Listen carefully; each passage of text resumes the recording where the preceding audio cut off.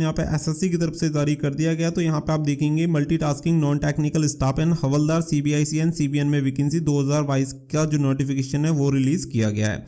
यहाँ पे आप देखेंगे कि यहाँ पे आपका जो ऑनलाइन एप्लीकेशन डेट बताई गई है 18 जनवरी 2023 से आपके ऑनलाइन एप्लीकेशन फॉर्म स्टार्ट हो जाएंगे और जो लास्ट डेट रहेगी वो आपकी 17 फरवरी 2023 रखी गई है। और आपकी जो लास्ट डेट रहेगी पेमेंट करने की वो आपकी रहेगी 19/2/2023। तो यहाँ पे आपका जो ऑफलाइन आपका चालान जनरेट होता है वो 19/2/2023 तक होगा और ये जो चालान होगा इसे आप 20/2/2023 तक जमा कर सकते हैं।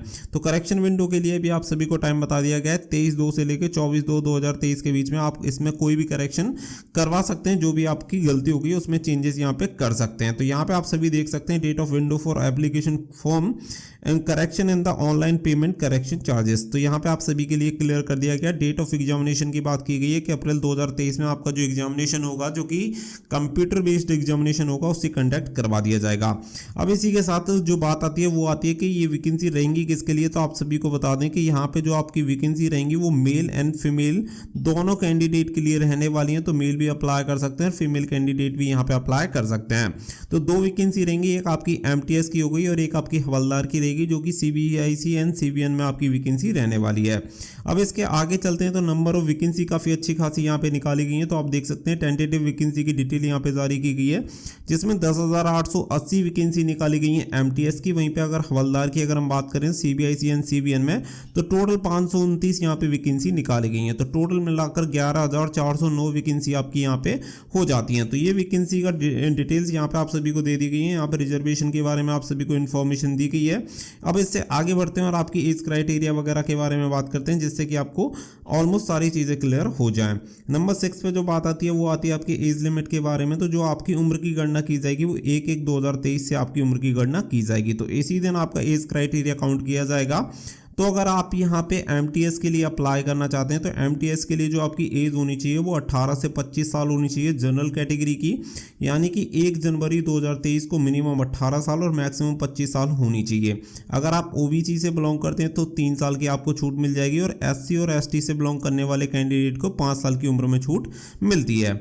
अब इसके अलावा अगर मैं बात करूँ यहाँ पे कि अगर आप हवलदार के लिए अप्लाई करना चाहते हैं सीबीआईसी एंड सीबीएन में तो यहाँ पे आपको क्लियर कर दें कि आपकी एज मिनिमम 18 रहेगी और मैक्सिमम 27 साल रहेगी। एज क्राइटेरिया 1/1/2023 से काउंट किया जाएगा। डेट ऑफ बर्थ देख सकते हैं 2/1/1996 से लेके 1/1/2005 के बीच में अगर जनरल कैटेगरी में जन्म हुआ है तो आप इसके लिए अप्लाई कर सकते हैं। एज रिलैक्सेशन का मैंने ऑलरेडी आप सभी को क्लियर कर दिया है कि किसे कौन सी कैटेगरी में कितना एज रिलैक्सेशन यहाँ पे मिलेगा। तो इसके बारे में पूरी डिटेल यहाँ पे आप सभी को दी गई है। इसके अलावा जो सबसे मोस्ट इंपोर्टेंट चीज आती है वो आती है क्वालिफिकेशन। तो क्वालिफिकेशन के बारे में यहाँ पे आप सभी को बता देते हैं कि क्वालिफिकेशन इसके लिए क्या होनी चाहिए। नेक्स्ट बात आती है आपकी क्वालिफिकेशन के बारे में। तो जो आपकी एसेंशियल क्वालिफिकेशन होनी चाहिए वो 17/2/2023 को कंप्लीट हो जानी चाहिए। और यहाँ पे क्वालिफिकेशन की बात करें तो सिंपल अगर आपने मैट्रिकुलेशन यानी कि 10th अगर आपने पास कर रखा है तो आप इस वैकेंसी के लिए अप्लाई कर सकते हैं। दोनों ही वैकेंसी के लिए, यानी कि जो आपकी हवलदार की वैकेंसी रहेंगी इसके लिए और आपकी एमटीएस की दोनों वैकेंसी के लिए यहाँ पे आप सभी को बता दें कि 10th पास क्वालिफिकेशन आपकी होनी चाहिए। तो 17/2/2023 से पहले अगर आपकी क्वालिफिकेशन कंप्लीट हो गई है तो आप इसके लिए अप्लाई कर सकते हैं। परसुइंग वाले कैंडिडेट इसके लिए अप्लाई नहीं कर सकते, इससे पहले आपकी जो क्वालिफिकेशन होनी चाहिए वो यहाँ पे कंप्लीट हो जानी चाहिए। तो ये आपकी क्वालिफिकेशन, एज क्राइटेरिया वगैरह के बारे में कंप्लीट बात होगी। इसके अलावा आप चलते हैं आपके सिलेक्शन प्रोसेस की तरफ और आपके सिलेबस की तरफ, जिससे कि ऑलमोस्ट सारी चीजें यहाँ पे क्लियर हो जाए। अब आपकी बात कर लेते हैं स्कीम ऑफ एग्जामिनेशन के बारे में। इससे पहले मैं आप सभी को बता दूं कि जो आपकी एप्लीकेशन फीस रहती है वो यहाँ पे 100 रुपीज आपकी एप्लीकेशन फीस रहती है। बाकी का अगर यहाँ पे एससी या एसटी कैटेगरी से बिलोंग करते हैं या फीमेल कैटेगरी से बिलोंग करते हैं या एक्स सर्विसमैन है तो आपको कोई भी फीस पे नहीं करनी होगी। आपकी जो फीस रहेगी वो एकदम फ्री रहेगी, आप फ्री ऑफ कॉस्ट इसके लिए अप्लाई कर सकते हैं। केवल जनरल, ओबीसी और ईडब्ल्यूएस कैटेगरी को यहाँ पे 100 रुपीज फीस पे करनी होती है। बाकी का भी यहाँ पे अगर मैं बात करूँ आपकी एग्जामिनेशन स्कीम के बारे में तो यहाँ पे आप सभी को बता दें कि 2 फेजेस में आपकी भर्ती कंप्लीट होती है। पहला आपका होता है कंप्यूटर बेस्ड एग्जामिनेशन और सेकंड आपका होता है फिजिकल एफिशिएंसी टेस्ट। और ये जो आपका फिजिकल एफिशिएंसी टेस्ट होता है पीईटी, ये केवल आपका जो होता है वो ओनली फॉर हवलदार की पोस्ट के लिए रहता है। यानी कि इस बार जो आपकी एमटीएस की वैकेंसी रहेगी वो केवल टायर 1 की एग्जाम पर डिपेंड रहेगी। यानी कि पहले आप सभी को बताया कि टायर 1 जब आप कंप्लीट करते थे फिर इसके बाद आपका होता था डिस्क्रिप्टिव पेपर, और डिस्क्रिप्टिव पेपर के बाद फिर आपकी फाइनल मेरिट लिस्ट बनती थी। बट यहाँ पे आप सभी को क्लियर कर दें कि इस बार एमटीएस के लिए केवल टायर 1 रखा गया है। अगर आप फर्स्ट वाला एग्जाम क्लियर कर लेंगे तो उसी पे आपकी मेरिट लिस्ट तैयार होगी। बाकी का जो हवलदार के लिए अप्लाई करना चाहते हैं, हवलदार के लिए यहाँ पे आपको फिजिकल यानी पीईटी आपको क्वालिफाई करना होगा। अब इसके अलावा यहाँ पे जो सबसे मोस्ट इंपोर्टेंट चीज ऐड की गई है वो की गई है कि इस बार आपका जो एग्जामिनेशन होगा, पहले होता था हिंदी और इंग्लिश में, लेकिन इस बार आप सभी की 13 रीजनल लैंग्वेज को यहाँ पे ऐड किया गया है। तो ये 13 जो भाषाएं इस बार ऐड की गई हैं उनका नाम भी यहाँ पे देख सकते हैं। हिंदी और इंग्लिश के साथ इन 13 भाषाओं में भी आप पेपर दे सकते हैं। तो ये जो रीजनल लैंग्वेज ऐड होने से बहुत सारे कैंडिडेट को यहाँ पे बेनिफिट मिलेगा इस चीज का। तो ये बहुत ही अच्छी चीज को ऐड किया गया है, तो इस चीज का डायरेक्टली बहुत सारे कैंडिडेट को बेनिफिट देखने के लिए मिलेगा।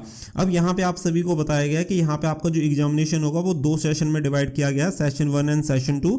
तो ये आप सभी को क्लियर कर दिया गया है कि दोनों एग्जाम आपको देने होंगे, और अगर आप किसी भी सेशन को नहीं अटेम्प्ट करते हैं तो आपको डिस्क्वालीफाई माना जाएगा, क्योंकि सेशन 1 जब आप क्वालिफाई कर जाओगे तभी जाके आपका जो सेशन 2 होगा उसे चेक किया जाएगा। तो यहाँ पे आप समझ लेते हैं। तो यहाँ पे आप सभी देख सकते हैं सेशन 1 सेशन 1 में आपका पार्ट 1 और पार्ट 2, और सेशन 2 में पार्ट 1 और पार्ट 2, टोटल 4 पार्ट यहाँ पे आपके रखे गए हैं। पहले सेशन 1 में जो आपका रहेगा वो numerical ability and mathematical ability रहेगा, तो जिसमें आपके 20 क्वेश्चंस होंगे जिसके लिए 60 मार्क्स आपको दिए जाएंगे, हर एक के लिए 3 नंबर आपको मिलेंगे। सेम आपका सेकंड जो पार्ट रहेगा वो reasoning ability and problem solving रहेगा, जिसके लिए 20 क्वेश्चन 60 मार्क्स, यानी कि हर एक क्वेश्चन के लिए 3 नंबर दिए जाएंगे। फिर सेशन 2 आता है आपका, जिसके लिए जनरल अवेयरनेस के 25 क्वेश्चन रहेंगे, 3 नंबर दिए जाएंगे हर एक क्वेश्चन के लिए, तो 75 मार्क्स आपको दिए जाएंगे। इसी तरीके से जो पार्ट 2 होगा सेशन 2 का, वो इंग्लिश लैंग्वेज एंड कॉम्प्रिहेंशन रहेगा, 25 क्वेश्चन हर एक के लिए 3 नंबर दिए जाएंगे, तो 75 मार्क्स यहाँ पे आप सभी को दिए जाएंगे।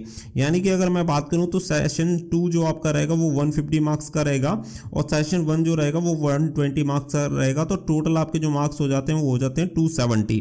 तो आपकी जो फाइनल मेरिट लिस्ट बनेगी वो आपकी फाइनल मेरिट लिस्ट इन्हीं मार्क्स पे बनेगी, क्योंकि इसके अलावा और कुछ आपका इसमें नहीं होगा। केवल हवलदार के लिए फिजिकल आपको क्वालिफाई करना होगा।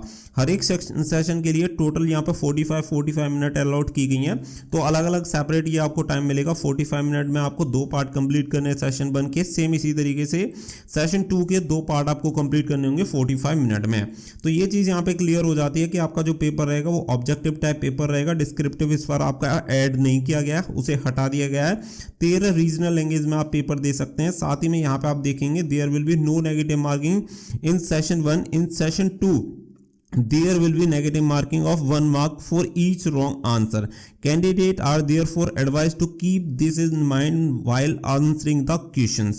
तो यहाँ पे आप सभी को एक चीज़ खास करके ये ध्यान रखनी है कि जो आपका सेशन 1 रहेगा जिसमें numerical and the mathematical ability and reasoning आपका रहेगा, तो मैथमेटिकल एंड आपका रीजनिंग के लिए कोई भी नेगेटिव मार्किंग नहीं है, यानी कि आप इसमें पूरे में से पूरे क्वेश्चन के आंसर आप दे सकते हैं, कोई दिक्कत नहीं है। लेकिन जो आपका सेशन 2 रहेगा इसके लिए 1/3 की यहाँ पे नेगेटिव मार्किंग रखी गई है, ये आपको याद रखना है। यानी कि हर एक गलत उत्तर के लिए 1 नंबर आपका यहाँ पे डिटेक्ट कर लिया जाएगा। ये क्लियर यहाँ पे मेंशन किया गया है कि session 2 there will be negative marking of 1 mark for each wrong answer. तो ये यहाँ पे आप सभी को क्लियर होना चाहिए सिलेबस के बारे में। तो ये चीज़ यहाँ पे ऑलमोस्ट सारी चीज़ें क्लियर हो गई हैं कि कौन से सेशन के लिए कौन से पार्ट के लिए आपकी नेगेटिव मार्किंग है, कौन से के लिए नहीं है।